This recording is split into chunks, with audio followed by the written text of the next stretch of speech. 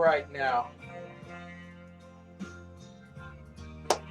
Ladies and gentlemen, I want to welcome you to the Exceptional Conservative Show live for the nation's capital. We are not ashamed of the good news of conservatism, for it is the power of liberation, first to the Republican and then the Socialist. So glad to have you in the hizzy this evening. I am so very sorrowful that I was apart from you yesterday, but it was with darn good reason.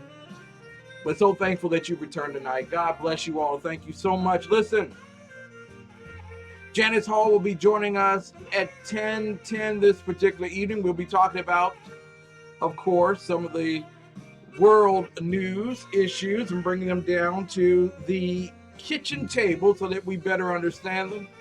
So looking forward to that. Want to thank everybody who's in the chat roll tonight. Mary Brockman, my bouncer in chief. Smooches, thank you for calling me last night and checking on me. I love you. All is well. Also, Melanie Collette, love you too. Glad to have you here in this chat room. And Dave Milner, the unpleasant blind guy. He's going to be doing a simulcast thingy-majiggy at 11 p.m. this evening on, of course, none other than the Bloviating Zeppelin's shows, Berserk Bobcat Saloon. I won't call it salon anymore because he just won't go get the cut and everything, but you know. I am so glad to be here tonight. You are listening to the Exceptional Conservative Show. We are not ashamed of the good news of conservatism, for it is the power of liberation, first to the Republican and then the Socialist. I've been working hard on a lot of projects. I finished the biggest of them today. I want to put some things behind me this week and get ready for some new things. So, thank you all so much. I just want to tell you all, been on this stuff for 8 years, going on 8 years, and I have enjoyed every single moment of it. Every single moment of it. God has allowed me to pioneer in areas that I couldn't possibly believe I would go into. He stretched me beyond what I could even ask or think and never demanded. But I am telling you right now, tonight I am just thankful. Thankful to have the opportunity to come before you all in this particular opportunity. No matter what comes, no matter what happens to the future, I just want to thank God because he's been more than good to me. He's been better to me than I could have ever been to myself. And I want you all to know that if you put your confidence and faith in him, there is nothing that you can't achieve, nothing that you can't do, no place you can't go. For greater is he that is in you than he that is in the world. No, this is not going to be one of those Christian shows.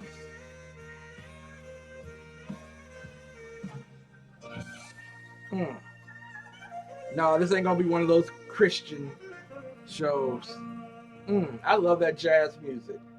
I love that jazz music. Ladies and gentlemen, boys and girls, you know how we kick this show off. And then I'll come back and tell you what this show is about tonight. But one of the greatest things that I did in terms of doing my show, and I encourage others who will follow in my footsteps, always remember God and country. It was one of the things that I put my 3 fingers up as a Boy Scout and saluted and played pledge to and everything. But God and country. When all else is lost, God and country. And so one of the things I did many years ago is began to do the Pledge of Allegiance. The reason was I went to a Washington Wizards game with my wife. And no, it was a Washington Mystics game. It was a women's basketball game. It was the summer. And we stood up for the Pledge of Allegiance and for the national anthem. And there were like rows of people that just sat down. Now, I can understand you sitting down if you came in the wheelchair. But after you think of all the people from Crispus Attucks to Afghanistan and Iraq who have fought diligently to keep us free and to keep that which incurs Europe and Asia right now on the opposite sides of the ocean. When I think of my cousin who went to Vietnam and didn't come back the same way, and all the other family members who fought in the Korean War, World War II, and so on, I think it is a dastardly thing to have the opportunity to pledge allegiance to this country through its flag and to the people who have spilled blood on both sides of the blue and the silver or gray, and not pledge allegiance. It is an art form and a science that our children are losing day by day. Good evening, Randy. Randy Perm and April Perm will be coming up at 11 p.m. Eastern Time on SHR Media. So, oh, that was yesterday. We'll be coming up to Friday night. Thank you, Randy, for being here. But when you think of all the men and women like Randy who have served our country, and you teach your children to have the audacity to sit down, I'm thinking there's some people who need to lose their citizenship because you got it too easy. And what you're installing in rebellion to our country, to our flag, to our nation, even unto our God, while we are not a perfect nation, I can't think of a nation that's any better. Ladies and gentlemen, I want you to join our children. For those who are watching us via live stream, you have the big flag that's over here. For those who are watching us via Ustream, you have the flags behind me, as well the country there. I want you to put your hand over your heart and let the kids lead us in the Pledge of Allegiance to the United States of America. And in fact, as we're coming down to final days, let me hold this. It's right there.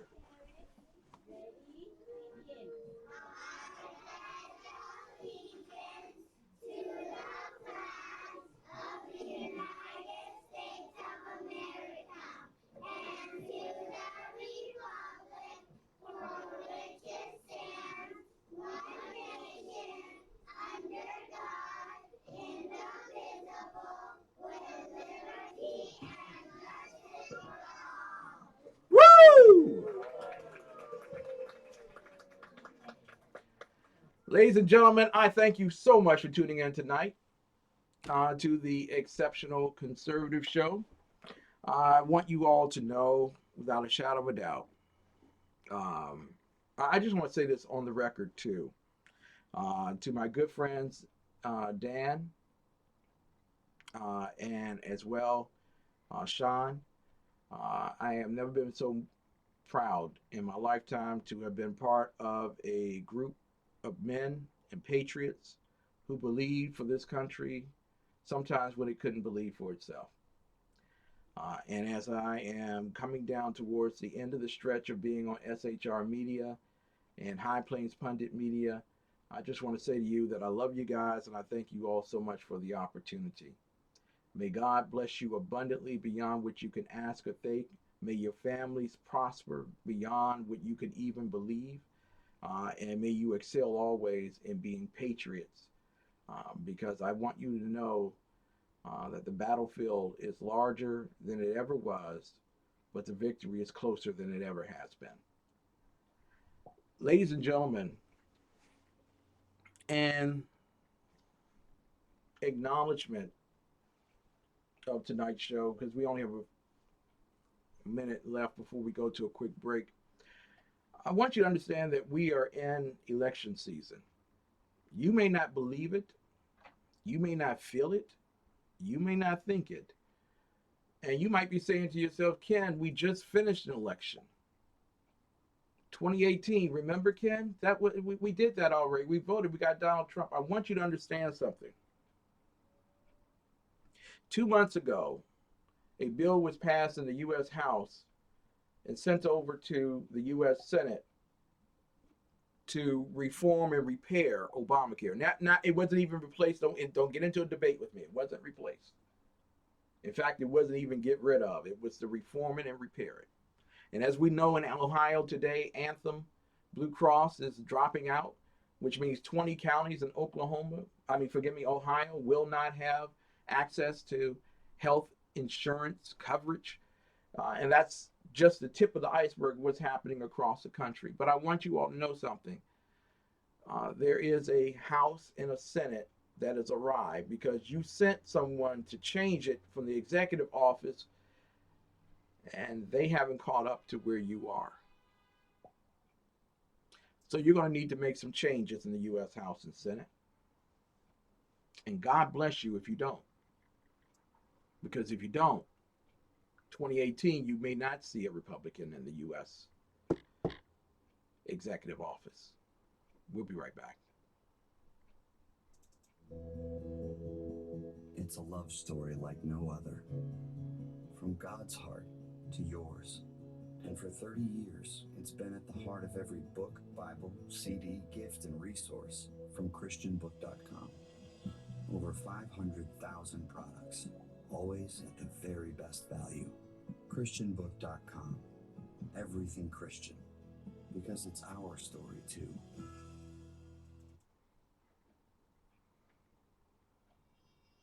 Tune in on Mondays and Fridays at 11 p.m. Eastern Standard Time to the new Now We Cook the Wisdom with Randy and April Kern, as they bring you a variety of topics from politics, social issues, and everything in between. Once again, that's Mondays and Fridays, 11 p.m. Eastern Standard Time, the new Now We Cook the Wisdom only on the Exceptional Conservative Network. The best late night conservative talk show in America, TECS Radio. And listen, there are no people better on the air to give you the best in conservative talk than TECS John and TECS Clanton. And we're working on integration papers for a certain other guy who happens to work here too. For those who are tuning in around the world to the best late night conservative talk, TECS Radio. The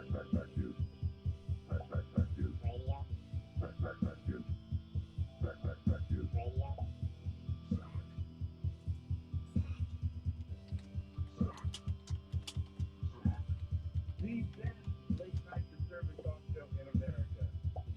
In America. In America. And in the web was a large, I'm pretty sure it was the biggest spider I've ever seen. Ladies and gentlemen, I don't know where you were in 1976, but I can tell you where I was actually in 1975. It was in September 1975. I was just getting used to this guy named Ronald Reagan running for office. And Ronald Reagan was a different kind of politician. In fact, my parents did everything they could to avoid turning the television over on the news to show Ronald Reagan. And I listened to Ronald Reagan when I was young. I was already a conservative. Everyone knew I was. It was like the coming out party was done many years ago. And for everyone else, welcome back to the Exceptional Conservative Show, live from the nation's capital. We're not ashamed of the good news of conservatism, for it is the power of liberation, first to the Republican and then the socialist. And so I listened to Ronald Reagan, and I listened to his bravado, his sense that there was hope in America when there seemed to be no hope at all. And he was talking about lowering taxes, and he was talking about freedom, and he was talking about liberty, and he was talking about what we need to do as Americans to save ourselves, not being dependent on a philosophy and ideology that lasted. He referred to it as 40 years, but really, when you look at it sympathetically, you're looking at almost 150 some odd years of note since before the Civil War. That the Federalists, the Jacksonian Democrats, and their ideology of tyranny and slavery and Marxism and socialism, those ideals had been here, and we had been fighting against them. And you had the anti-federalists, even in the 18th century, who were fighting against those who attempted to have big government. And it was great to listen to a man who understood what I understood, even as at that time I was a 10-year-old. That government was too big, that there was great a dependency in my community on welfare, and that education, no matter how much money they poured into it, our children were not doing well in it. I mean, you're talking about someone who was going to be placed in special education who had later on been tested as a genius. And that was yours truly. And I want you all to understand something. He resonated with me. He resonated with me in a way in which no one else in politics could at that time period. And I like Jimmy Carter because of the peanut thing. That was cute, peanuts. But he resonated with me. And I want you all to understand something about media. You may not get it yet, but I hope that you do. Ronald Reagan was able to speak to a young culture and give them wisdom from what he had learned. And that wisdom didn't put you in an ideology of dependency. It placed you in an ideology of independency. A system of governance that says you must regulate yourself and not wait for us to do it for you. And I want you to know, for young people who listened to Ronald Reagan back in I know he wasn't president until 1981. But he had sown a seed in media at that time period that blossomed out later on. And I want you to understand something. One of the reasons why I work so hard for TECN is because I believe that I am planting a seed. I'm not going to do all the watering. I may sow a seed, but somebody else may come behind and water it, and then there will be an increase. I believe that, and I've seen it for myself. And I want you to understand something tonight. There is an election going on in America. And that election is happening right now. If you don't prepare yourselves for 2018, then we shall surely fail as grapes on a vine being fretted with by foxes and wolves. Ladies and gentlemen, I want you to understand something tonight. And if you share this, that's great. If you don't share, that's fine too. But I want you personally to know something. There is an election going on tonight in America. We are all a part of this great Republican family that will give the leadership to the American people to win on November 2nd. I would be honored on your behalf to ask my good friend, Governor Reagan, to say a few words at this time.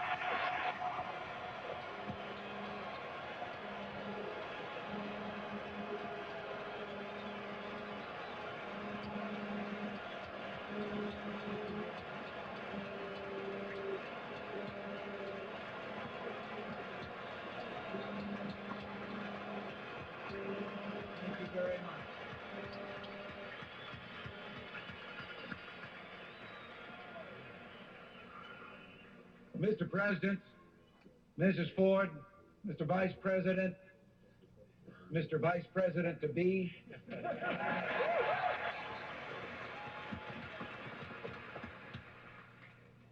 the distinguished guest here, and you, ladies and gentlemen. I'm going to say fellow Republicans here, but to those who are watching from a distance, all those millions of Democrats and independents who I know are looking for a cause around which to rally and which I believe we can give them.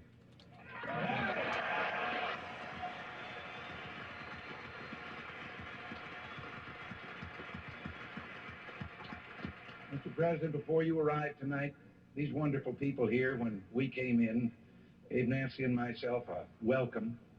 That, plus this, and plus your kindness and generosity in honoring us by bringing us down here, will give us a memory that will live in our hearts forever.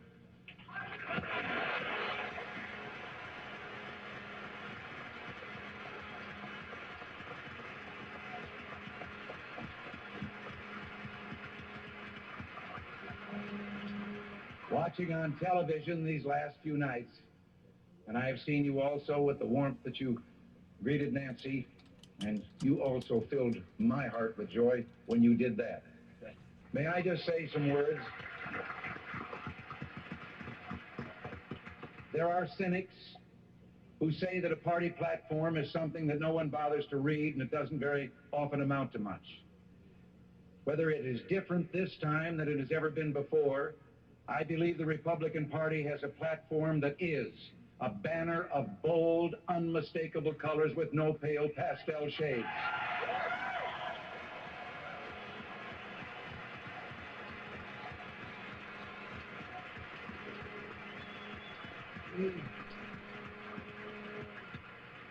We have just heard a call to arms based on that platform, and a call to us to really be successful in communicating and reveal to the American people the difference between this platform and the platform of the opposing party, which is nothing but a revamp and a reissue and a running of a late show of the thing that we've been hearing from them for the last 40 years.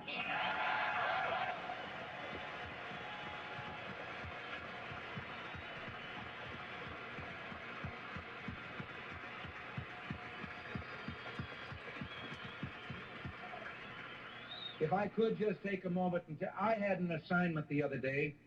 Someone asked me to write a letter for a time capsule that is going to be opened in Los Angeles 100 years from now on our tricentennial. It sounded like an easy assignment. They suggested I write something about the problems and issues of the day, and I set out to do so, riding down the coast in an automobile, looking at the blue Pacific out on one side and the Santa Ynez Mountains on the other, and I couldn't help but wonder if it was going to be that beautiful 100 years from now as it was on that summer day. And then as I tried to write, let your own minds turn to that task. You're going to write for people 100 years from now who know all about us. We know nothing about them. We don't know what kind of a world they'll be living in. And suddenly, I thought to myself, if I write of the problems, they'll be the domestic problems of which the President spoke here tonight. The challenges confronting us, the erosion of freedom that has taken place under Democrat rule in this country, the invasion of private rights, the controls and restrictions on the vitality of the great free economy that we enjoy. These are our challenges that we must meet. And then again, there is that challenge of which he spoke, that we live in a world in which the great powers have poised and aimed at each other horrible missiles of destruction, nuclear weapons that can in a matter of minutes arrive in each other's country and destroy virtually the civilized world we live in. And suddenly it dawned on me, those who would read this letter 100 years from now will know whether those missiles were fired. They will know whether we met our challenge, whether they have the freedoms that we have known up until now will depend on what we do here. Will they look back with appreciation and say, thank God for those people in 1976 who headed off that loss of freedom, who kept us now 100 years later free, who kept our world from nuclear destruction? And if we failed, They probably won't get to read the letter at all because it spoke of individual freedom, and they won't be allowed to talk of that or read of it. This is our challenge, and this is why here in this hall tonight, better than we've ever done before, we've got to quit talking to each other and about each other and go out and communicate to the world that we may be fewer in numbers than we've ever been, but we carry the message they're waiting for. We must go forth from here united, determined that what a great general said a few years ago is true. There is no substitute for victory. Mr. President. Can I do something for you real quick? You know I don't like to do this, but I'm going to do this right here. I want you all to hear something tonight. As decisions in life have been made and people are moving forward, I want you to hear something tonight. There is some little boy or little girl in the world who wants freedom and liberty as much as you do right now. There is some man or some woman who's sitting on their front porch with their beer after a long, hard day and thinking to themselves, I could run this country better. I could do great things. I want you to understand that your vision as a media person has to be greater than 100 years. It can't be tomorrow. It can't be next week. It can't even be a year from now. You have to have a 100-year vision for where we want to go, because it took us 200 years to get to this point. Get to read the letter at all because it spoke of individual freedom, and they won't be allowed to talk of that or read of it. This is our challenge, and this is why here in this hall tonight, better than we've ever done before, we've got to quit talking to each other and about each other and go out and communicate to the world that we may be fewer in numbers than we've ever been, but we carry the message they're waiting for. We must go forth from here united, determined that what a great general said a few years ago is true. There is no substitute for victory. Mr. President.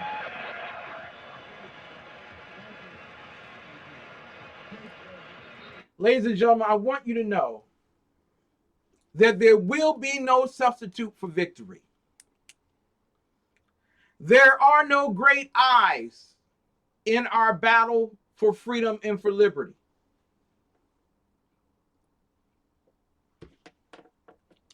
As much as we wish the affirmations of history and the graciousness of present times, our future tonight is greater and more important than it ever has been. And it's not because Donald Trump is president of the United States. It's because there's a little girl and a little boy in America tonight who wants to be free. What we do now matters for all of eternity.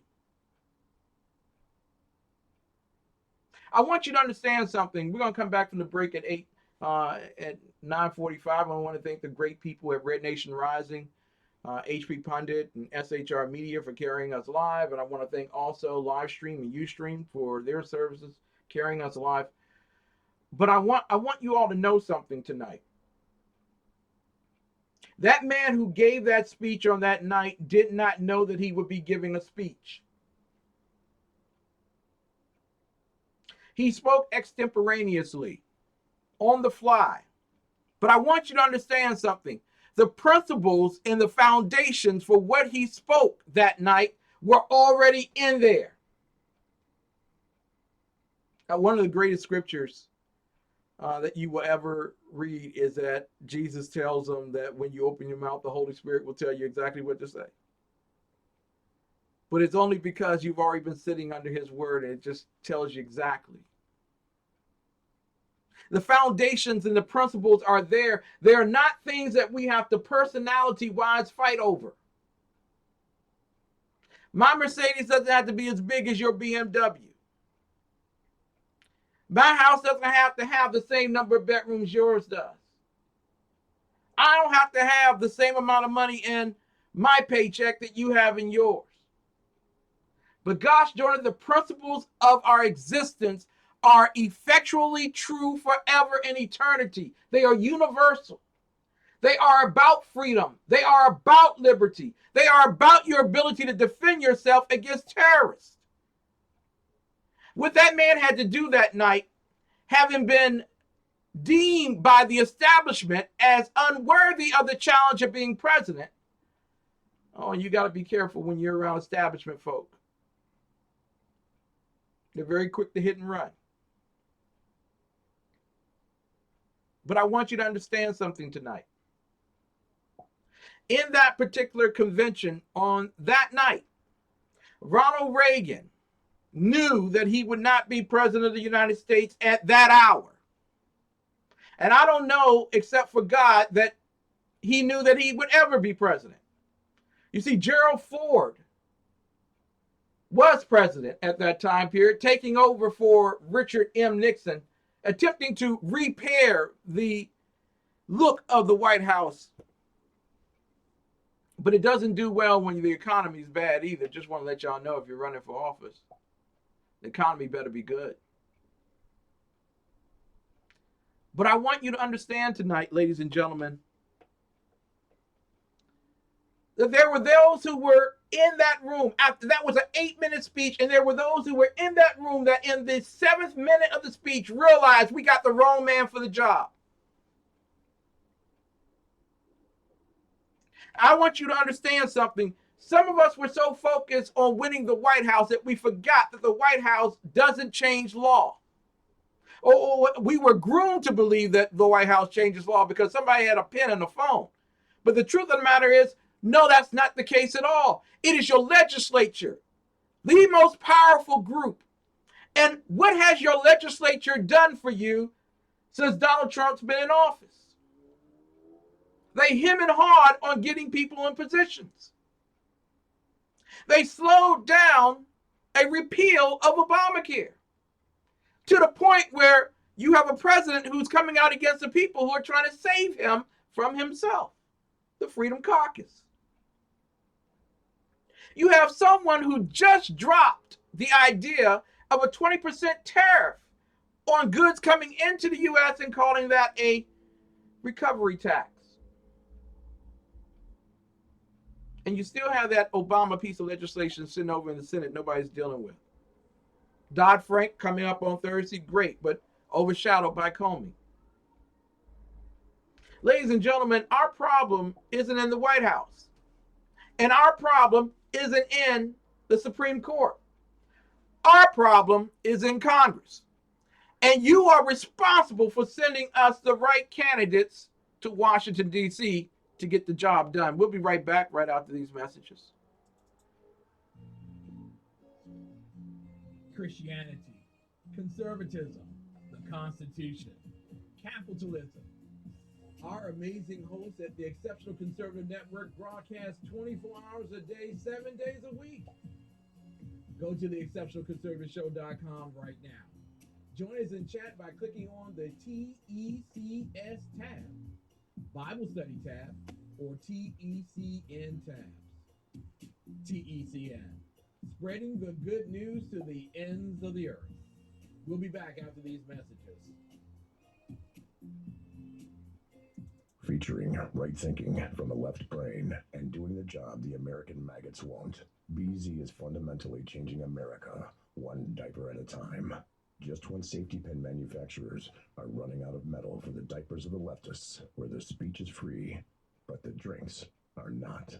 The Bloviating Zeppelin's Berserk Bobcat Saloon can be heard every Tuesday and Thursday night, commencing at 11 p.m. Eastern and 8 p.m. Pacific, where pushback is a requisite art form in and of itself. Let your ossicles be truly liberated when you listen to the Bloviating Zeppelin's Berserk Bobcat Saloon, only on SHR Media Network. No ferrets were harmed in the making of this ad. Now, Brownells, we know you may have only one shot to harvest that trophy, so we have thousands of accessories and replacement parts to improve your chances. We know how much you love to shoot, so our gunsmiths articles and videos will help you do more and get more out of your guns. We also value your hard work and money. That's why only Brownells backs up everything we sell with a 100% unconditional lifetime guarantee. Brownells, the world's largest supplier of firearm accessories and gunsmithing tools. Good morning. I'm Michael Wright. And I'm Shannon Wright. Okay, folks, that's not how it goes. I think I'm Shannon, and I you're think so. Michael. Yeah. Okay. We are The Right Way with Shannon and Mike. Join us from 7 to 9 a.m. Eastern Time. Live on SHR Media. And on TECN. Where we'll be talking about all kinds of things. From sports and politics. To food and entertainment. To money. Family. And anything else in between. Community, holidays, all kinds of things. It'll be great. Join us from 7 to 9 a.m. Eastern Time. From the war front to the streets of our nation's capital, men of faith, Dr. Michael Jones, the underground professor, and Kenneth McClinton, the exceptional conservative, bring both constitutional gravitas and spiritual perspective on today's issues to the most influential Christian urban talk show, 9:05 p.m. Eastern, Thursdays. It's a new day on New Day, Black and Red.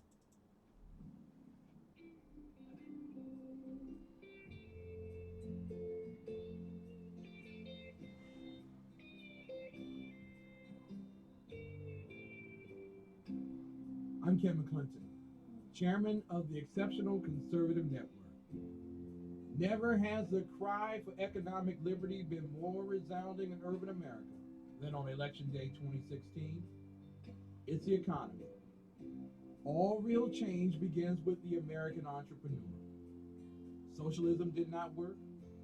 Progressivism stole the wealth of individuals and families.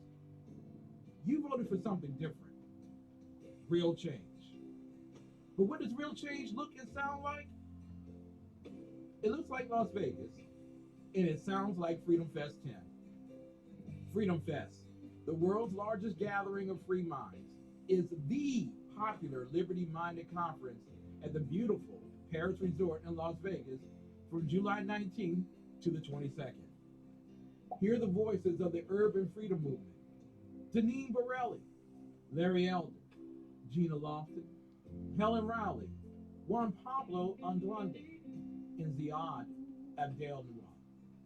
Share ideas with powerful liberty movement figures like Steve Forbes, Jim Rogers, Anthony Scaramucci, Jennifer Grossman, Naomi Brockwell, Dinesh D'Souza, John Stossel, Lisa Kennedy, Peter Schiff, and our keynote speaker this year, William Shatner.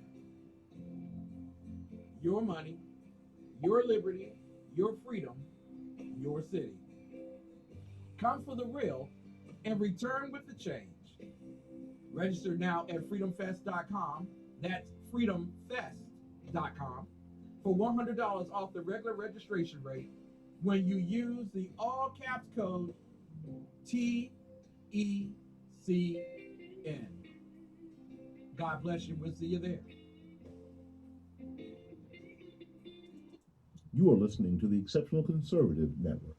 For more information, go to www.theexceptionalconservativeshow.com. Ladies and gentlemen, I want to welcome you back. So glad to have you here. I know some of you all on Red Nation News, Red Nation Rising, will be leaving us in short order, but I'm glad that you're here tonight and listening. I want you all to know something. Jane Butcher is in the chat room, and thanks to Jane Butcher, I have my first real Stetson type hat. Stetson type. It's not a Stetson, so don't break into my home looking for a Stetson.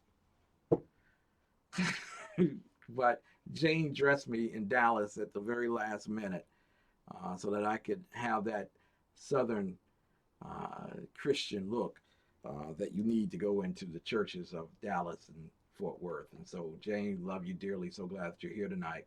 She put in the chat roll for everyone's review a statement from Ronald Reagan. And I'm not sitting here trying to, worship Ronald Reagan. That's not what this is here for tonight. Tonight, it's about a reminder that we have much to do, much to fight for, much land to take back, a country to restore, a constitution to reinstitute, and a God to glorify. He says, I want a nickname, the great communicator, but I never thought it was my style or the words I use that made a difference. It was the content. I wasn't a great communicator, but I communicated great things. And they didn't spring full bloom from my brow. They came from the heart of a great nation, from our experience, our wisdom, and our belief in principles that have guided us for 2 centuries. They called it the Reagan Revolution. Well, I accepted that, but for me, it always seemed more like the Great Rediscovery, a rediscovery of our values and our common sense. Ladies and gentlemen, we are in an age when we have been told that it is your personality which cherishes the light, and that is the opportunity for which you are to prevail in. And I want you all to understand something tonight. We are in a huge fight. You see, there are some who believed that after they could vote in Donald Trump, that they would beat their swords into plowshares and go on about life and relax and enjoy because Donald Trump's got it. But we have a media like Fox Business News and Fox News and MSNBC and CNN that spend hours, prolonged hours, all the day long talking about a man tweeting from 1600 Pennsylvania Avenue. And all the while, nothing's happening at the other end of Pennsylvania Avenue. Oh, I know you're about to repeal Dodd-Frank. We'll talk about that maybe next week. But that's just one house. That's not the Senate. I want you to know that our battle was not done in voting Donald Trump in. It was only a beginning. And there are many of us who have fallen faint in this hour because we believed that the war had been won, that there was no longer a need to move on. You see, somebody else was going to cover me. Somebody else was going to lift my bale of hay and carry it the rest of the way. You see, I can lay it all down at the altar of Donald Trump, and Donald Trump will take it. I want you to know something tonight. That ain't good government. Good government is not run by leaders. Good government is enforced upon leaders. It is you who makes our government run. It is you. Had the wonderful opportunity of going to the Supreme Court recently. Just not for covering anything out of press, but being a tourist and taking a look at the Supreme Court. And how we as a nation have turned our cheek away from 435 having continence and reasoning behind a law and depending on 9 people to give credence to what law is. I want you to know tonight, and I just want to announce to you all that I probably won't have many guests from this point on, because I think there's some things I need to say to leave in the archives of history so that people will be able to go back to it if they never come forward with me. And I need for them to know that there are principles that need to be fought for.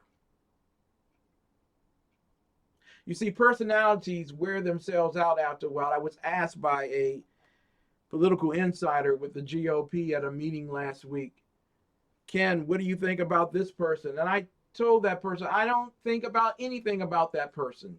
Personhood doesn't matter to me. What matters to me, in all understanding, its principle in public policy. You see, it's not good for you to tell me that you made sausage and called it a law, especially when I can't compare your law to what the principle should have been.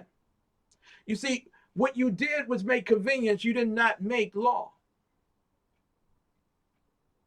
And there are too many of us who have listened to the Fox Business News Network and the Fox News Network and CNN and MSNBC and all of the local, and you're getting your information from Michael Basner and Steve Harvey. And while great men, God bless them, in their own rights, they don't have the same principles that we need to fight for in this country. I want you to understand something tonight. That when Ronald Reagan gave that speech,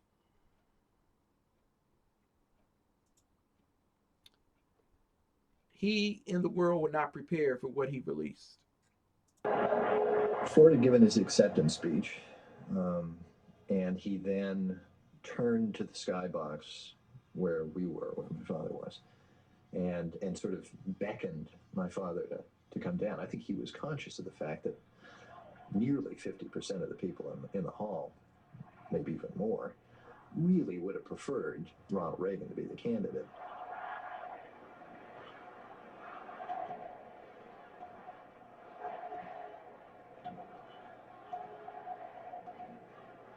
The response of those delegates was something unbelievable, just unbelievable. And there we were in this box way back in the back, and we stood, and he kept doing this to them to tell them to sit down. They never would sit down.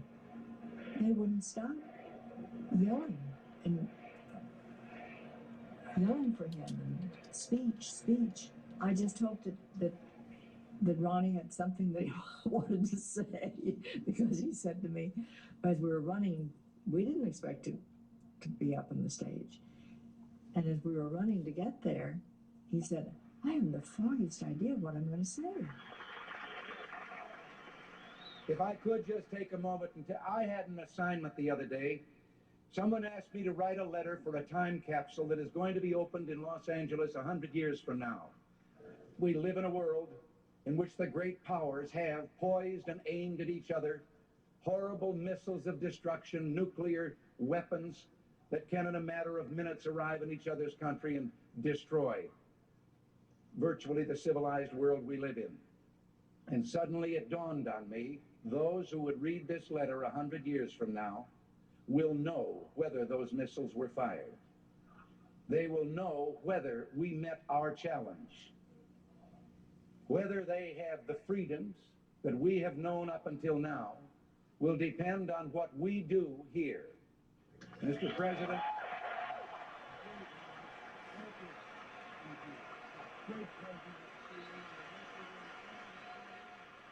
And the power of that speech was extraordinary. And you can just feel throughout the auditorium the palpable sense among the delegates that we'd nominated the wrong guy.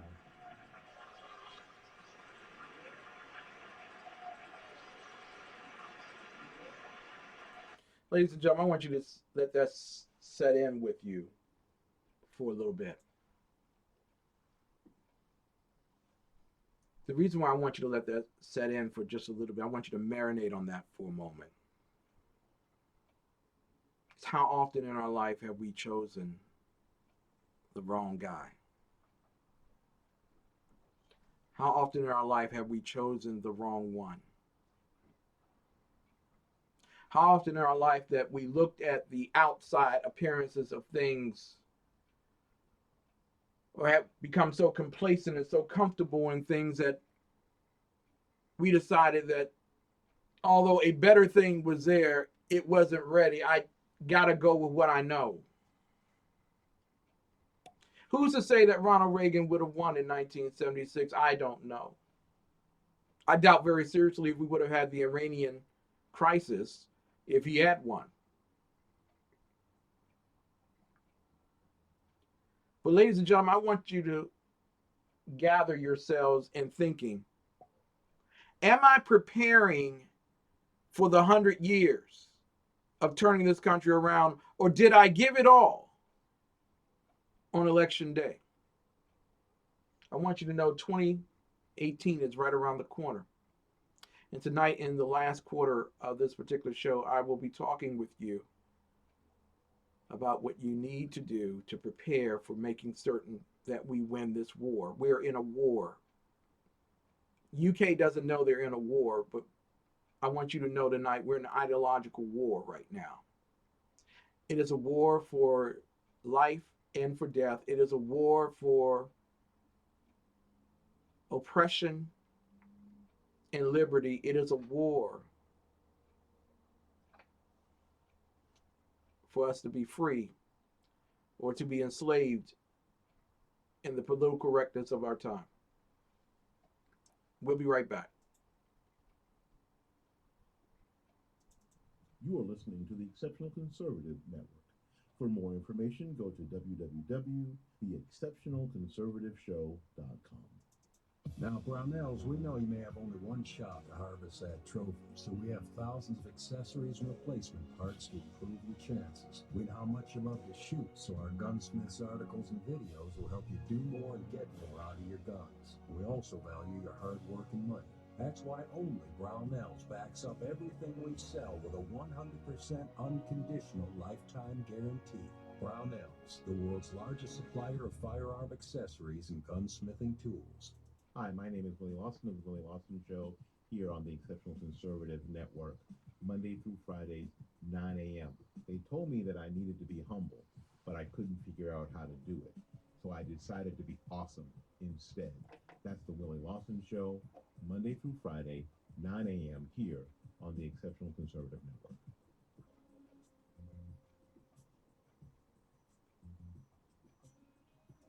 Ladies and gentlemen, I welcome you back to the Exceptional Conservative Show, live from the nation's capital, Washington, D.C. So glad to have you here. For those who are following us on live stream and Ustream, thank you so much. For those who are listening to us on SHR Media, High Plains Pundit Media, and Red Nation Rising, thank you all so much for following us and listening to us. I hope that you all don't think that I'm whining and complaining tonight, because if you are, then I'll give you an opportunity to listen to this another day, another time. But there are significant issues that are going on in America right now, and part of that issue is our laxity on picking people of character for office. People talk about how elections are groomed for power or whatever, but I want you to understand that the U.S. Senate has a rule regarding, and that was a rule that was put into place a little over 70, 80 years ago, regarding the authority that individuals have in terms of when you're voted in, your number gets pushed up when someone gets voted out. And you have greater authority on committees and things of that nature. I want you to understand that they're playing a game with you on the inside. And you better be ready to change it from the outside. We'll be back with more of the best in urban conservative talk. And I truly want you with all of my heart and soul to make certain that you encourage those who advertise and promote on our network to make certain that you support them, because the more support they give, the more support you give, the more support we'll receive. Hi, my name is Christopher Arnold. I'm the executive chef of Infused Restaurant, and today I'm gonna walk you through some of the meals that we prepared here.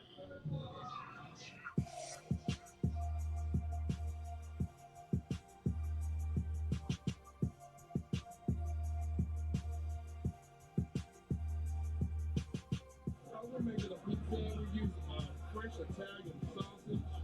They cook here and slice it up. Our pizza dough is in-house made. Our pizza sauce is in-house made. So everything is fresh and ingredient.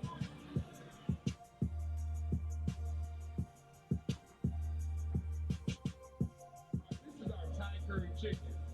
The sauce is made with coconut milk and the Thai red curry. It is juicy chicken thighs as well as some mixed vegetables, served with jasmine rice and pita bread.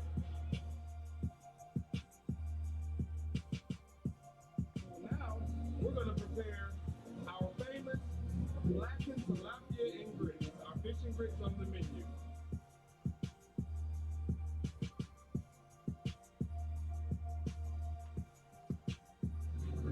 Fish is ready, and our meal will be complete.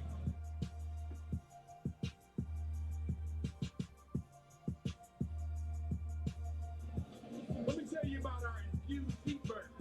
So we kick the spice up just a little bit with our infused sauce. We start off with 80-20 USDA round chuck ham patty burgers, like half a pound of burgers, and we're gonna grill it to perfection.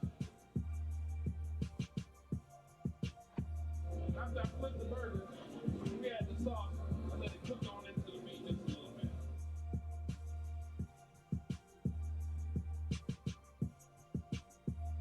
We're gonna add a little bit of pepper jack cheese to this burger to spice it up a bit.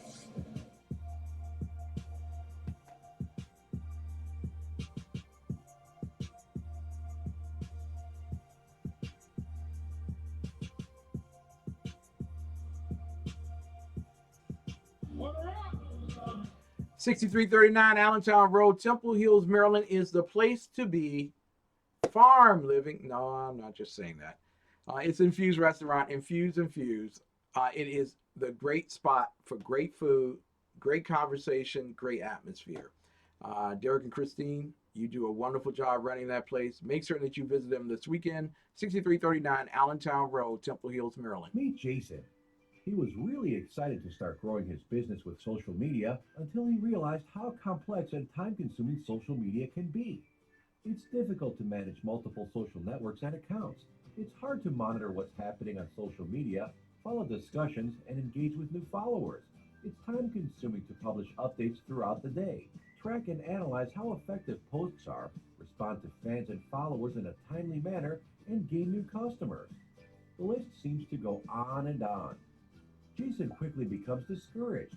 How could he ever do all of this and still run a business? He was ready to give up on social media until he found eClincher, the easiest way to manage social media. Jason was amazed how straightforward and simple it is to use eClincher. With eClincher, Jason is now able to leverage the power of social media without having to dedicate several hours a day. He can easily organize all his social media accounts in one place, efficiently plan and schedule his posts ahead of time, engage with his followers, understand the effectiveness of his efforts with powerful analytics, find new customers, and much more. In order to tell your business's story, simplify the process of managing your social media, and analyze results, sign up with eClincher today.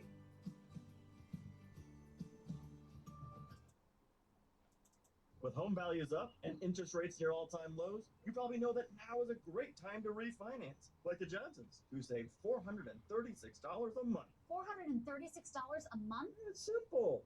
Just go to LendingTree.com, compare loan offers for free, and see how much you could save in just 5 minutes. Well, you said the bank gave you the best rate. Yeah. Lending Tree. When banks compete, you win. I have to do everything myself.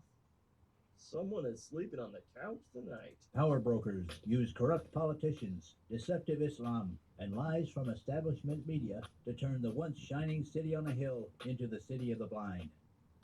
What do the elites fear? One man with a cane.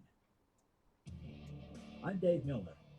Join me at SHR Media, High Plains Talk Radio, Spreaker, iTunes, and YouTube for a different kind of commentary on the unpleasant blind guy. Because truth is not always pleasant. Lordy! Ah!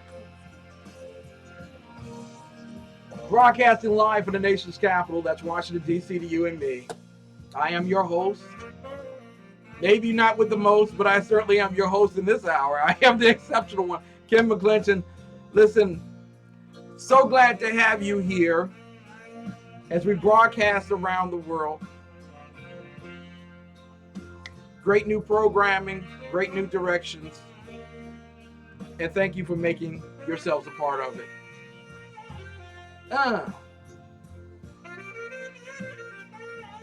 You know, when I go to heaven, that's if they let me in. I told my wife, when you get there, crack the back door so I can get in. That's the only way I probably will get in. I just want you to know that. So if you see me there, I'm probably more shocked than you are. But I want to be over in the jazz section. You know what I'm saying? That's where I want to be. Mm.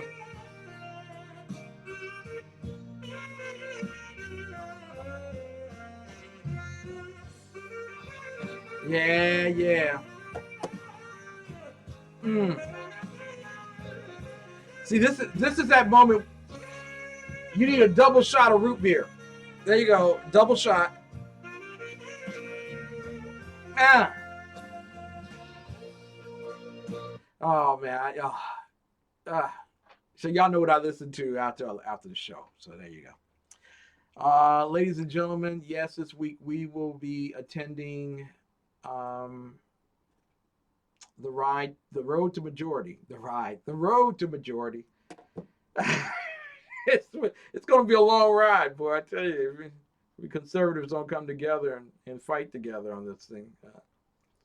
But the road to majority will be there this week, and I want to thank Brandy Bohannon, the editor-in-chief of AC Nation News, for making that possible. And we will see exactly what details I have to give regarding this week, and I'll let you all know. Coming up, Janis Hall, the Jake Hall World Report, I love so much on Tuesday nights. And quite frankly, there is no greater joy. Yeah, she's like a daughter to me. But in all reality, watching that young woman grow in her conservative bent, I tell you, great joy and great pride.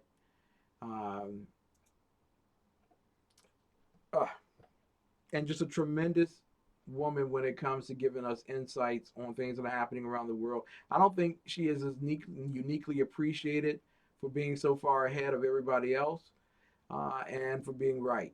And so I really appreciate all that she does. God bless her. Let us get her on the phone in this particular hour.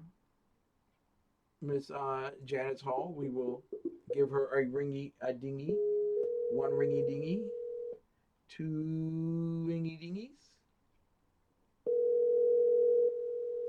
three ringy dingies.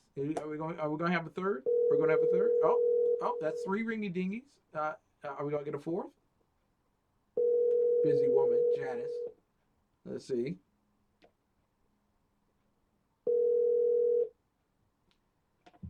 Hello, you have reached. We have reached Janis Hall, and we will call her back at 20 minutes after the hour. I will pick up from whence I came regarding the selectivity that we should have regarding our leaders. And I want you all also to understand something tonight. We are in the process of doing an interview. Just because someone says that you are worthy doesn't make you worthy. You have to go through an interview process. The application process is one thing. And I want you all to know that I find no justification in not asking someone in the application process if they've been in prison or been a murderer or something to that effect. I think if you're going to protect your public safety, that you should be able to ask that question. And that it's on the onus of the owner to make that decision, not to have that decision made for him by government. And I just want to say, for those in Washington, D.C. who had that law changed, can you show me statistically where it has improved those individuals being hired at Fortune 500 companies? Just checking. If you get back with me and let me know.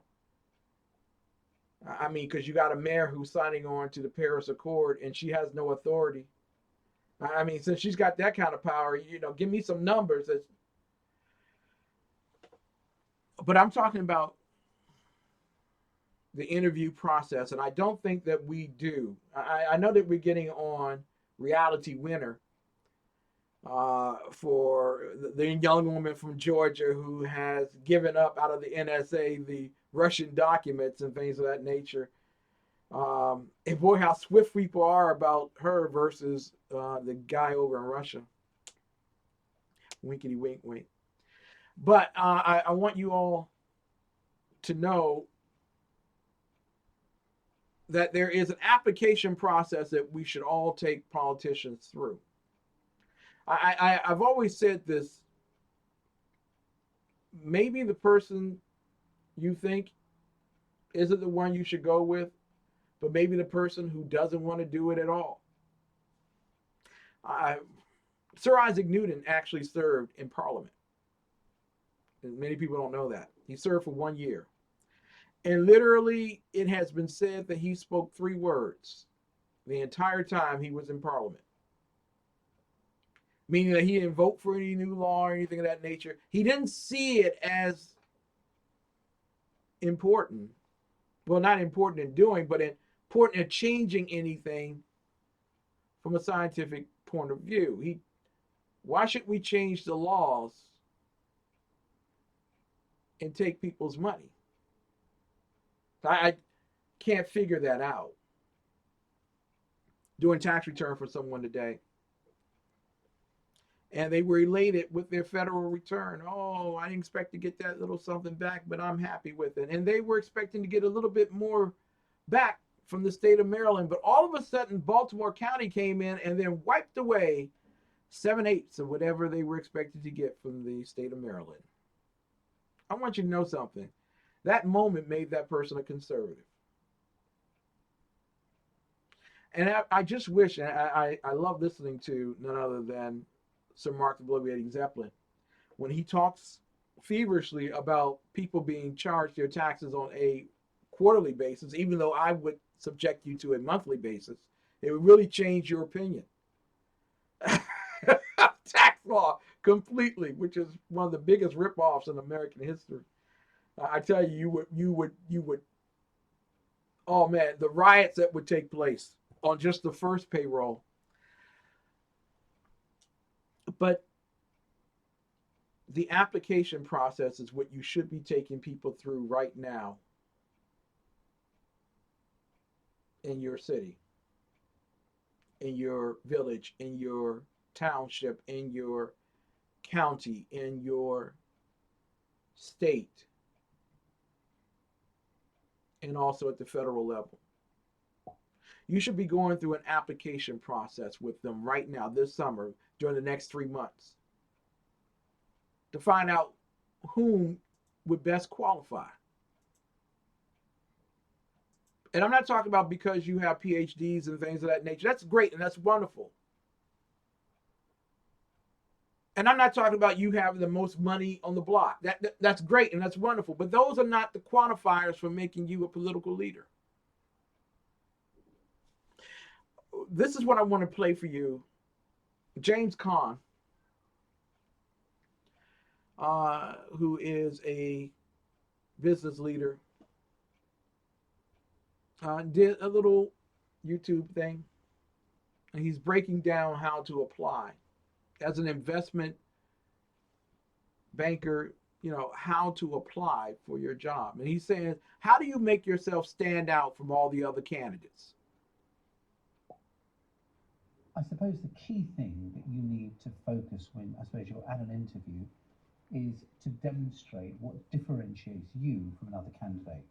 And I think the only way you can really do that is to understand as much about the job as possible so that you're presenting your unique strengths, skills, and experiences to that employer that are completely relevant. So often at an interview, what you find is people go off on tangents and they talk about experiences which may be very exciting and very interesting, but it's not relevant to the job. I think the only thing that can put you in that position of strength is when you're able to communicate your experience, which is completely correlated to the job at hand and exactly what the company does. So it kind of feels like more of a natural fit.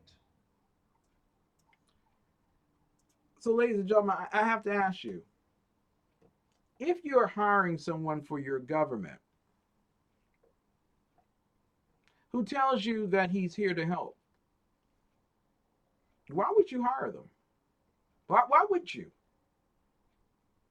What differentiates someone who's overseeing a system that's broken and dysfunctional from someone who wants to change all of that? Why not 435 Sir Isaac Newtons instead of a John McCain and a Lindsey Graham?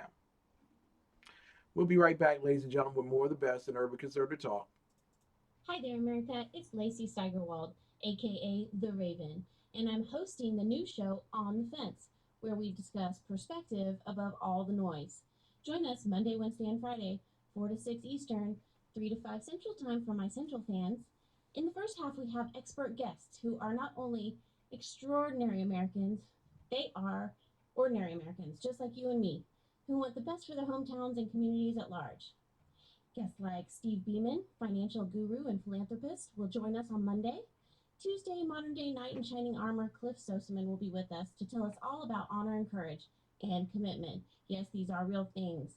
And Friday, none other than Trump advisor and member of the Trump transition team, Richard Manning, who heads up Americans for Limited Government. He will be with us to explain the importance of NAFTA. And in the second half, it's just deep tissue analysis. Join us. You won't want to miss it. On the Fence with your host, Lacey Steigerwald.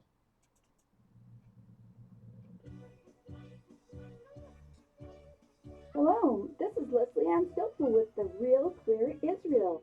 Join me every Sunday morning at 10:05 Eastern Time on the Exceptional Conservative Network, where we'll be discussing Israel with guests from Israel and around the world. That's The Real Clear Israel, 10:05 Sunday on the Exceptional Conservative Network. Begin your mornings the right way with some right thinking from me, Perry Drake, your friendly neighborhood drive-by pundit. I want you to join me every Tuesday and Thursday at 10 a.m. Eastern and 9 a.m. Central Time on the Exceptional Conservative Network. From politics to pop culture to relationships to whatever else is on your mind, we have a great deal to talk about. Join in and let's get the talking started. Ladies and gentlemen, I welcome you back to the Exceptional Conservative Show, live from the nation's capital. That us trying to get the beautiful and the brilliant Janis Hall, J. Hall World Report, online with us. And no, that's not it. And just a little inside note for those of you who happen to be a part of SHR Media, High Plains Pundit Media, and TECN. If I do not have a recent promo of yours, please make certain that I do. I would love to play it on my network this time of night so that people can tune in and listen to you during the course of the day. But it has to be something recent, okay? A lot of things have changed, and I want to make certain that our customers, our audience, gets the right information. Let us contact Janis Hall right now. Janis. Thank y'all for bearing with me. I'm office work. Good evening, Janis. It's a great privilege and honor to have you on the program with us tonight. Hello. Oh, it is so good hearing from you. It's always good to talk to you too. Awesome. Listen, you have been following things that are going on around the world, of course, as you normally do. And one of the big things, one of the big, huge things that's going to happen within the next, 24 hours or something like that, is what's going to happen in Britain. Apparently, there is an election on Thursday, and they're there Wednesday. There's already Wednesday there, but so be it. Your thoughts? What's going on, Theresa May? Yeah, Theresa May. So we expect the Conservatives to win. We expect Theresa May to win. I know that there have been indications in the polls that it looks like Labor might be picking up some steam, but I have a feeling that that's not going to be the case. I think that the Conservatives are going to be just fine, and as unfortunate as it is, this latest terrorist attack over the weekend in London probably is Theresa May is probably going to be viewed as the person who can most likely take care of the situation. Now, I have to ask you on this. How did she fall so far behind? You know what I'm saying? She was up by, I mean, it was like, my God, it was like a blowout between the Golden State Warriors and the Cleveland Cavaliers. She was up by like 20 some odd points. I don't even think they had a write-in candidate who could beat her. And all of a sudden now she's down, depending on the poll that you listen to, between 12 and 1 point. How does that happen? So, basically, from what I can gather, the conservatives messed up. There seems to be a habitual thing there. It kind of does. Yeah, so from what I've heard, basically the conservatives went into this election. They were doing well. We all know Theresa May wanted to, shore up the parliament with her people, basically, before they went into Brexit negotiations. And then they came out essentially with their platform, and it was kind of a disaster. Mm-hmm. And not necessarily so much on the international front. A lot of the faux pas seem to be domestic ones, in terms of just general regulation and law that is just, it's very unpopular to ridiculous. Mm-hmm. Mm-hmm. Now, and in addressing the issue, because I know everybody on the cable news channels want to tell you that it was really all about how she handled the last two terrorist attacks in England, and how her homeland security is a problem and yada yada. But really, this is about Brexit, isn't it? I think so. I don't think it has that much to do with the past two terrorist attacks, other than, yeah, people are probably unhappy. I think that whenever terrorist attacks happen, people do want to blame leadership. Not that Labour is going to be able to do any better. I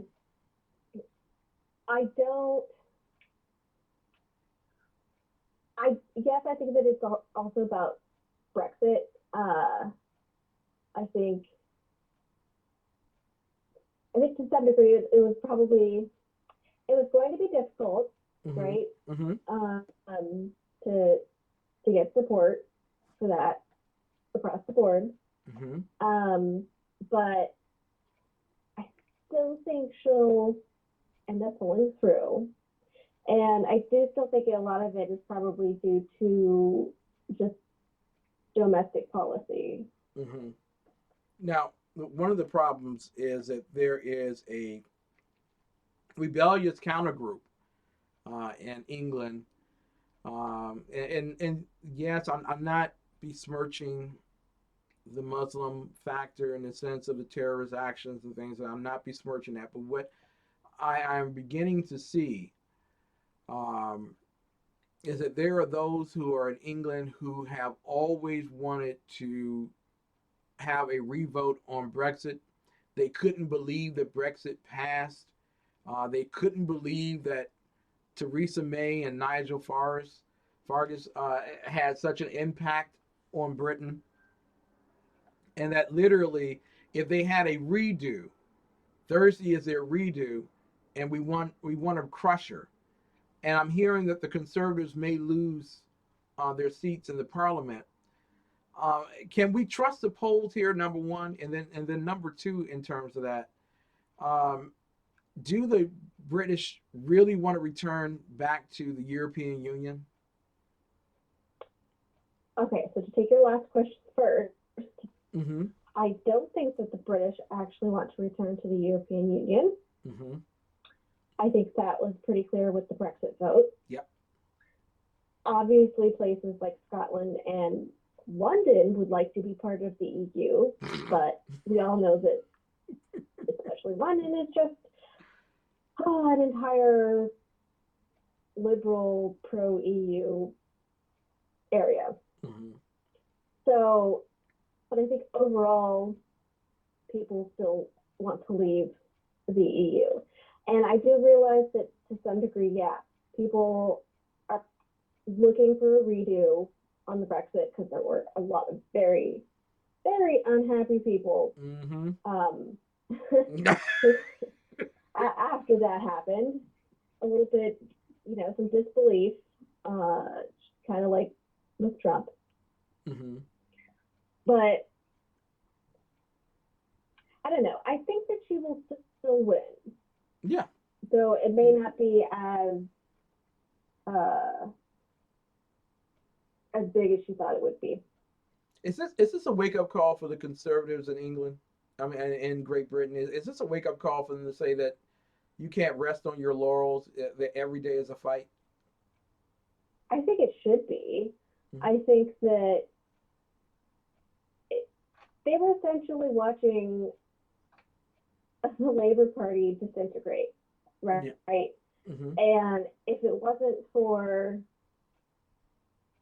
themselves, they probably wouldn't have given Labour anything.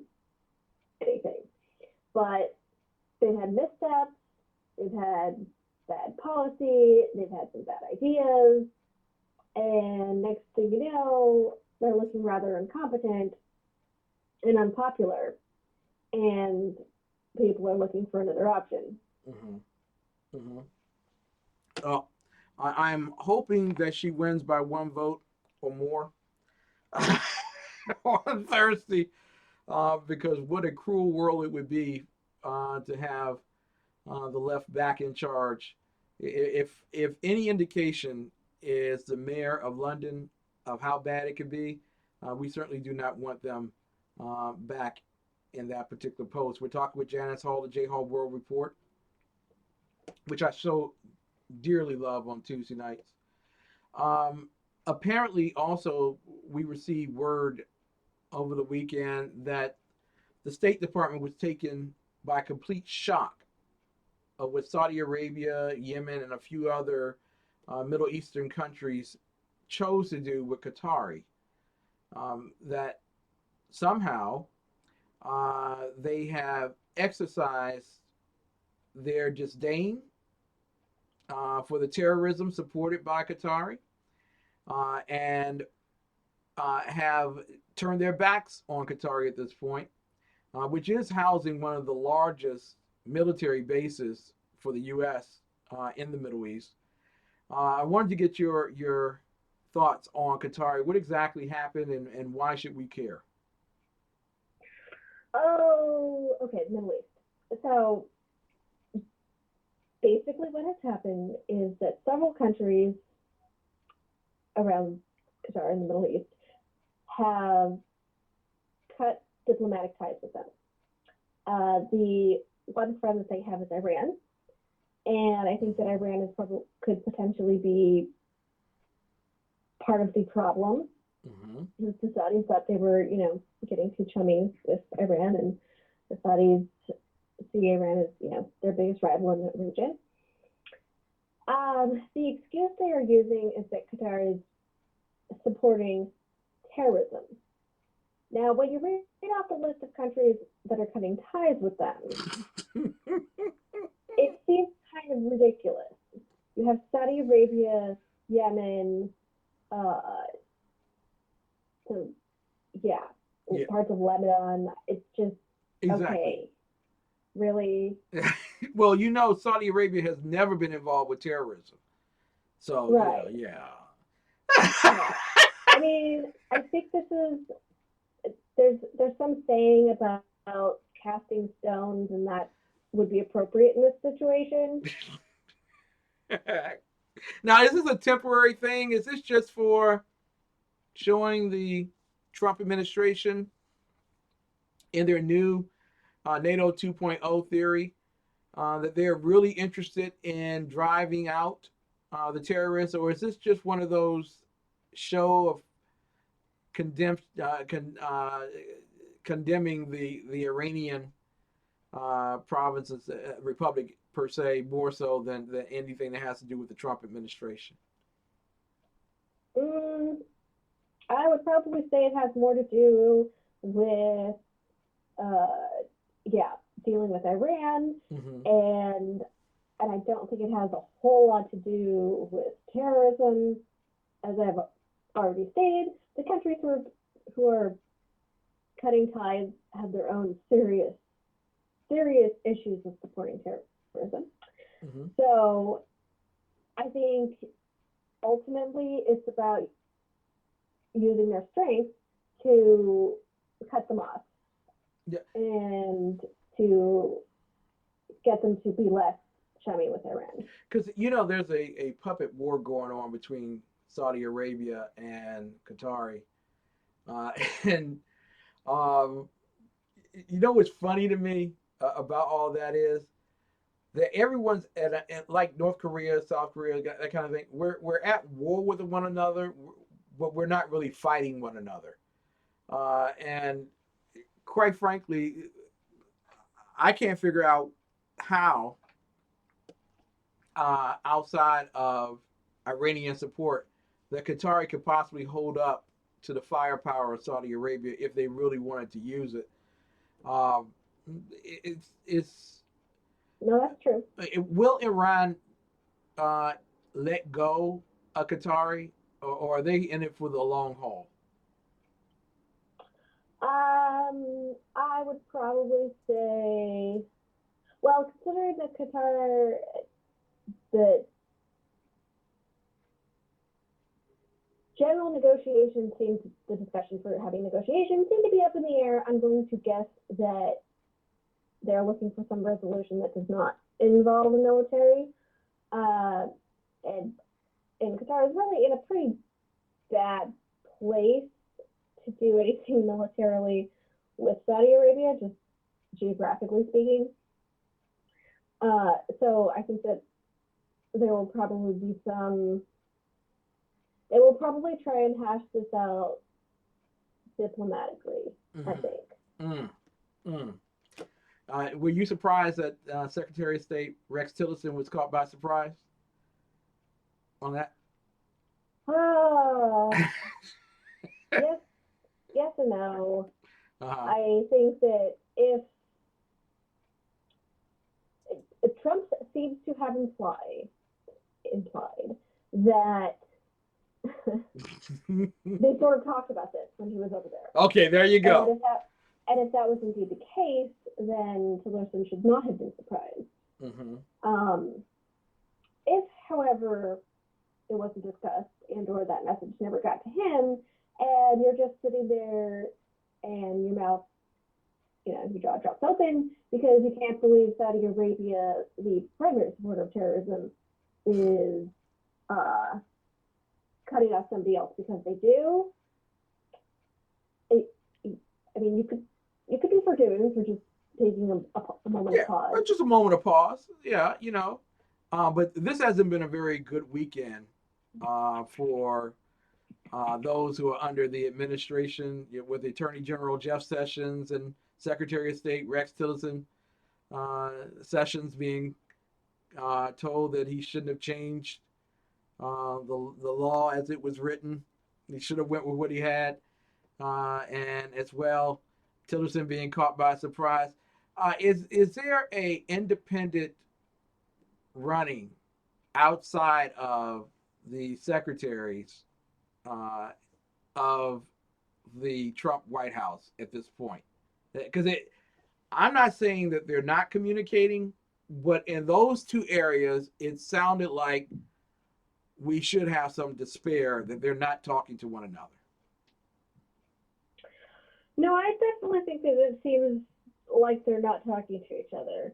And I think this has been going on pretty much since the beginning. I think that I don't know why they would be talking to each other. Yeah. But I mean, they should be. Exactly. I want to talk with you also about the Philippines. We've been following this for a long while. And of course, Duarte is leading the charge of killing as many drug dealers as he possibly can put his hands on. And those he can't get to, he tells the citizens to do it for him. Apparently, there is concerns regarding no-go zones. Now, those are not the areas where Navy seamen are told not to go for the prostitutes, right? These are different kind of no-go zones, right? These are different. These are different. Which ones are these? So, the Philippines. So, several weeks ago, we discussed how essentially some terrorists, some militants, Islamists, whatever you would like to call them, had essentially taken over a portion of a region in the Philippines. And they're still there. And so far, it looks like about 170 people have died. The Philippine government still does not have control of this area. So, to me, when I'm looking at this, and when I look at what's going on in France and Sweden and all of these other locations, I feel like I'm essentially looking at military beachheads.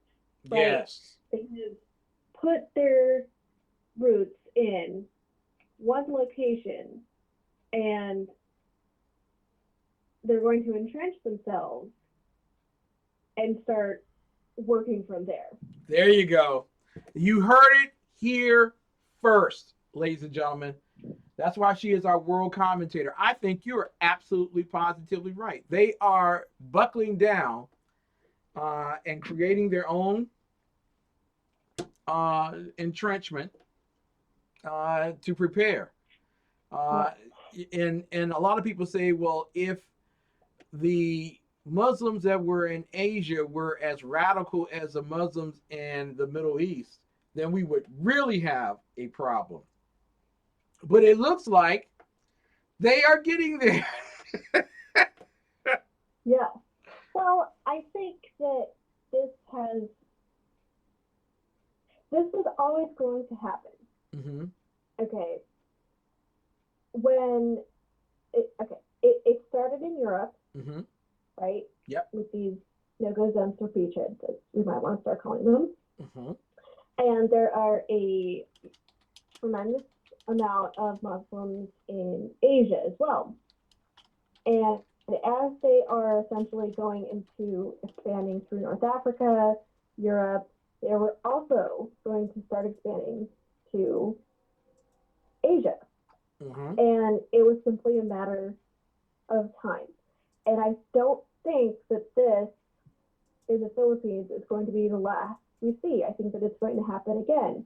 It may not be this specific location, but it will start happening in Asia just as it's happening in Europe. Yeah, so you wouldn't be surprised if you heard that the Philippines were first, and then Taiwan the next, Vietnam the next, Thailand another, that they are moving in that direction of radicalizing the Muslims in East Asia at this point.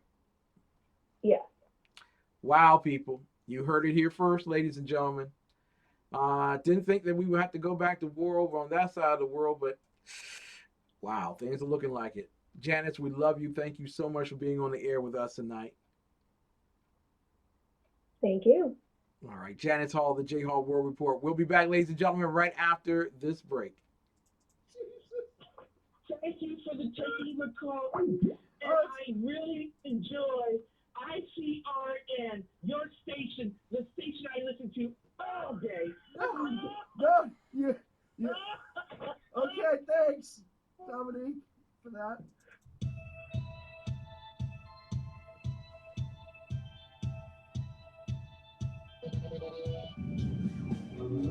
Me, it's Jersey Joe, from the Green Room, Common Sense. You can catch me every Wednesday night, 8 p.m. Eastern Standard Time on shrmedia.com. That's every Wednesday night, 8 p.m. Eastern Standard Time, shrmedia.com. Good morning. I'm Michael Wright. And I'm Shannon Wright. Okay, folks, that's not how it goes. I think I'm Shannon and I think you're so, Michael. yeah. Okay. We are The Right Way with Shannon and Mike. Join us from 7 to 9 a.m. Eastern Time. Live on SHR Media. And on TECN. Where we'll be talking about all kinds of things. From sports and politics. To food and entertainment. To money. Family. And anything else in between. Community, holidays, all kinds of things. It'll be great. Join us from 7 to 9 a.m. Eastern Time.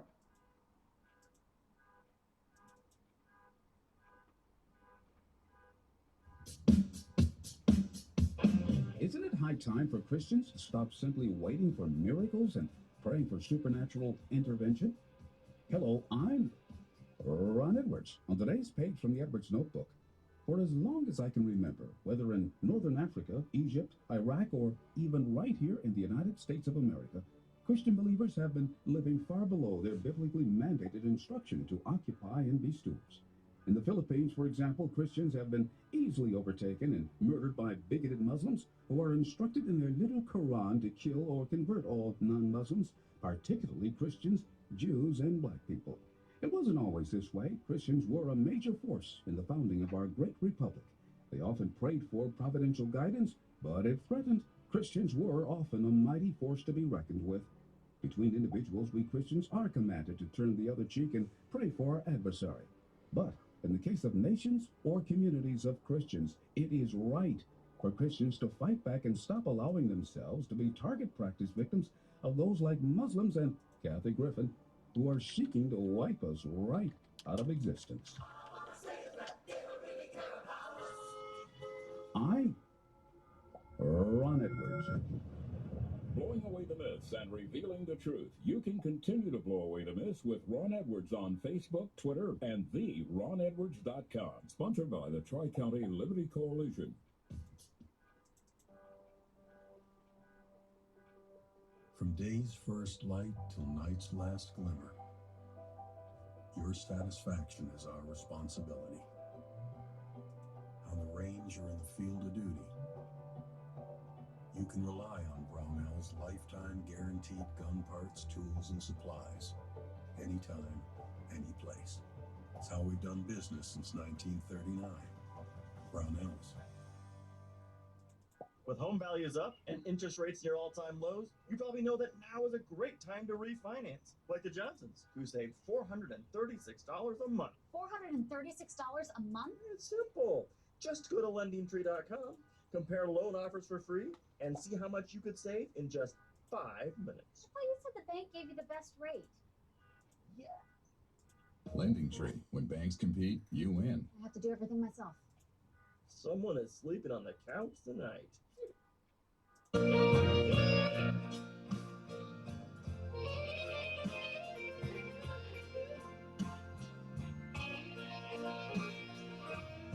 Yes, yes, yes. I am so well invigorated, so well rested. I am so energized. Like I haven't felt this kind of energy in a long time. Welcome back, ladies and gentlemen. You're listening to the Exceptional Conservative Show on the Exceptional Conservative Network. I want to also thank the great people at SHR Media and High Plains Pundit Media for carrying us as well live streaming Ustream. I know some of you all are saying that the Ustream is stalling, but some of that's going to change in about 30 days. Something new.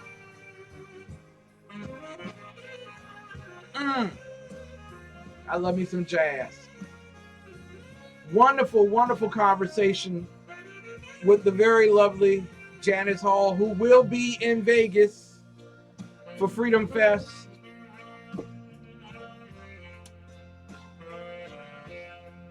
Excited. I'm very excited. Very excited.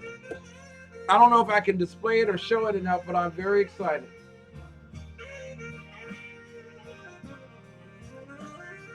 Ladies and gentlemen, I'm loving up on the jazz. I will play it through and then I'll talk with you, but there's some things I want to announce along the way. Berserk Bobcat Saloon tonight at 11 p.m. Eastern Time on SHR Media. You can go to shrmedia.com. Be there. Go there and chat. I'm telling you, Sir Mark, the Bloviating Zeppelin, is the real thing. He is all of that. He is true that. Definitely tune in tonight. Go ahead, man.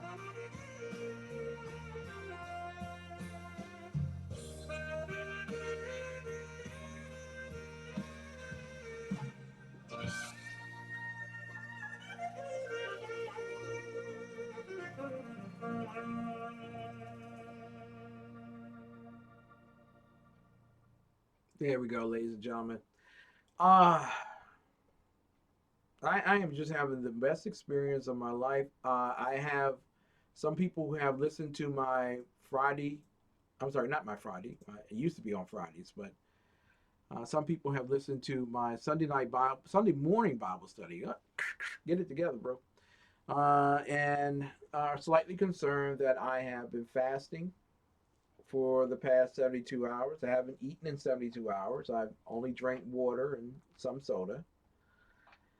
And I want you to know that I have never felt more invigorated. And on that Sunday message, I stated, my wife asked me, how long are you going to do this until I get blessed? As we are in the process of raising the funds necessary to get to Vegas for Freedom Fest. And I know I serve a God of the impossible. And I'm going to believe him with all of my heart.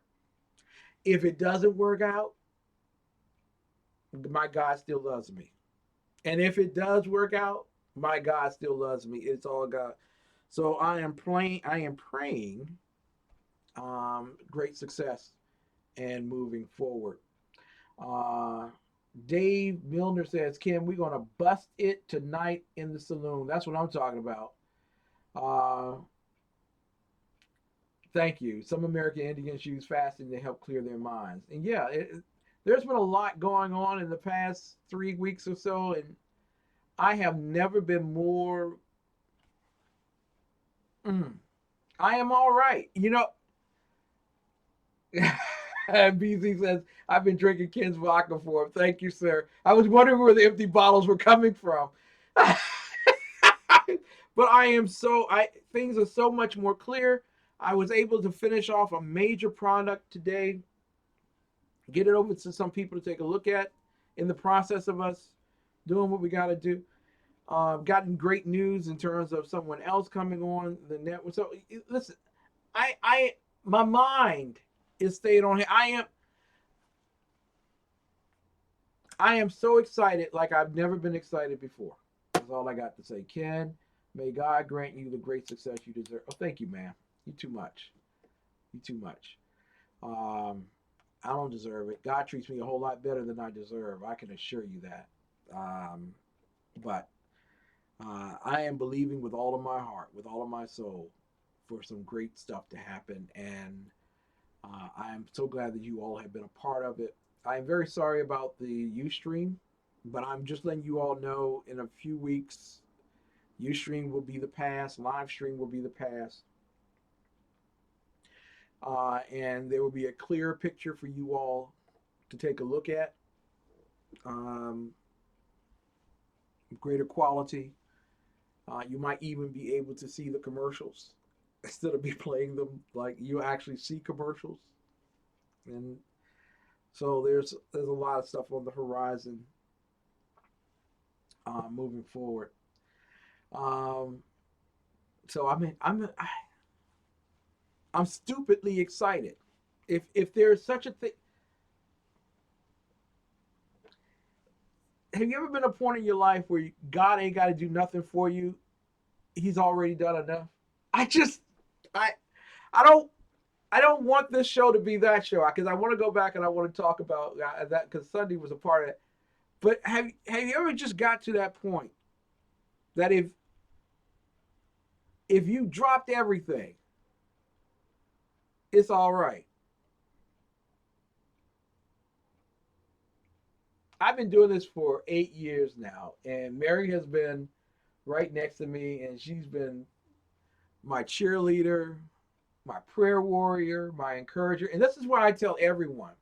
If you're going to get in this industry, if you're going to do radio or television, news or commentary, editorial writings, opinions, if you're going to do any of that stuff, you got to find yourself a Mary Brock. In fact, you got to pray to God. And I know that some people listen to the show on the DL because there's a lot of liberals out of Washington, D.C. 14% of our listening audience comes out of Washington, D.C.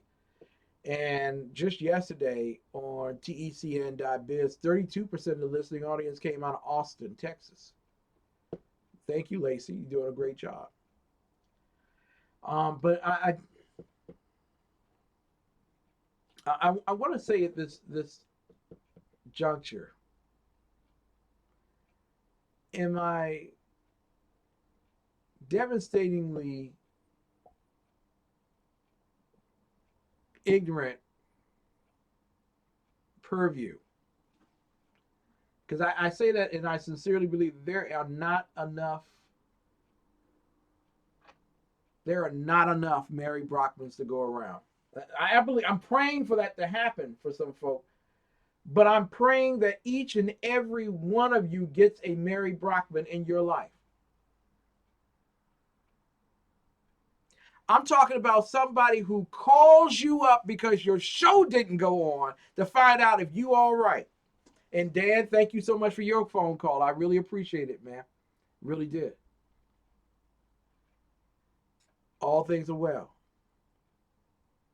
And even if they weren't, God's got it. You know, Mary, I love you like I've never loved anybody. And I know Mary brought her sister to the show one night. I know I was supposed to talk about candidates, and I'm running out of time to do that. So I'll have to pick up on this tomorrow. In fact, I don't know if I'm going to have any more guests on. The Lord hasn't led me in that particular fashion. I know the Lord's telling me that I need to talk about principles. I need to talk about what makes a conservative. I need to do all those particular things. But I want you to know that having a Mary Brockman in you, if you plan on doing a radio or TV show, and I'm blessed because I have my wife, Mrs. Biggs. I also have a great assistant in Deborah Frazier. But in all of that, having a Mary Brockman who is praying for you. I want to can I get real with y'all? Having a Mary Brockman who's praying for you is more important than having $1 million advertiser.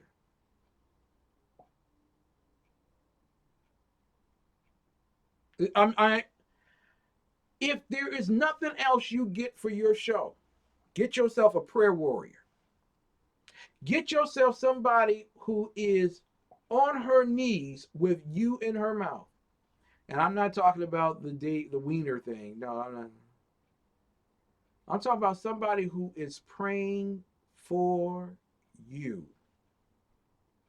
No matter what storm comes your way, that person is praying for you, not looking to get something from you, not looking to grab something from you, not trying to do anything, just wants to be faithful to you. I'm telling you, ladies and gentlemen, there are so many more careers that would have just blown up in great success if they had a Mary Brockman praying for them. I'll be right back, ladies and gentlemen. Good morning. I'm Michael Wright. And I'm Shannon Wright. Okay, folks, that's not how it goes. I think I'm Shannon, and I you're think so. Michael. Yeah. Okay. We are The Right Way with Shannon and Mike. Join us from 7 to 9 a.m. Eastern Time. Live on SHR Media. And on TECN. Where we'll be talking about all kinds of things. From sports and politics. To food and entertainment. To money. Family. And anything else in between. Community, holidays, all kinds of things. It'll be great. Join us from 7 to 9 a.m. Eastern Time.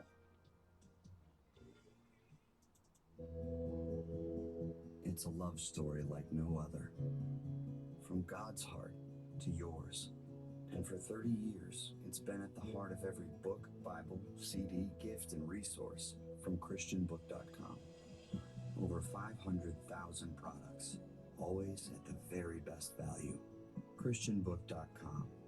Everything Christian, because it's our story too. Hi, my name is Willie Lawson of the Willie Lawson Show here on the Exceptional Conservative Network. We have a brand new show on at 9 a.m. Monday through Friday. We are bound to make you think. We are bound to make you see things differently. We are bound to push you into action for not only your community, but your country. That's the Willie Lawson Show on the Exceptional Conservative Network, 9 a.m. Monday through Friday. See you there.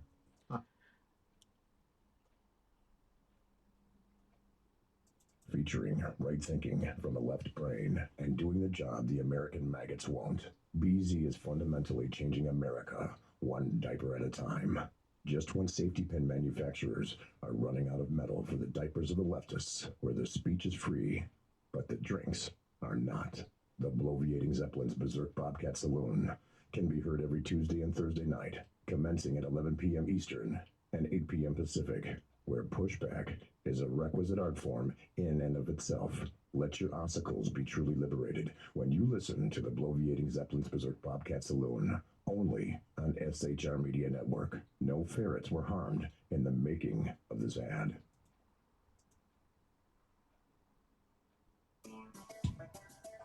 Ladies and gentlemen, it has been a wonderful experience being with you tonight. I get my jollies being with you all. I hope that BZ can say the same thing. The Bloviating Zeppelin is coming up in just a few moments. Ladies and gentlemen, he has this show called Berserk Bobcat Saloon, and it is righteous. Tonight, the two of my friends, Dave Milner and the Bloviating Zeppelin, will be on live, simulcasting. You have got to listen to them. Definitely go to shrmedia.com to do so. And I want you to know something tonight, ladies and gentlemen. If you don't remember anything else I said tonight, remember this. God bless America. It's time for America to bless God. Good night. God bless. We'll see you tomorrow night.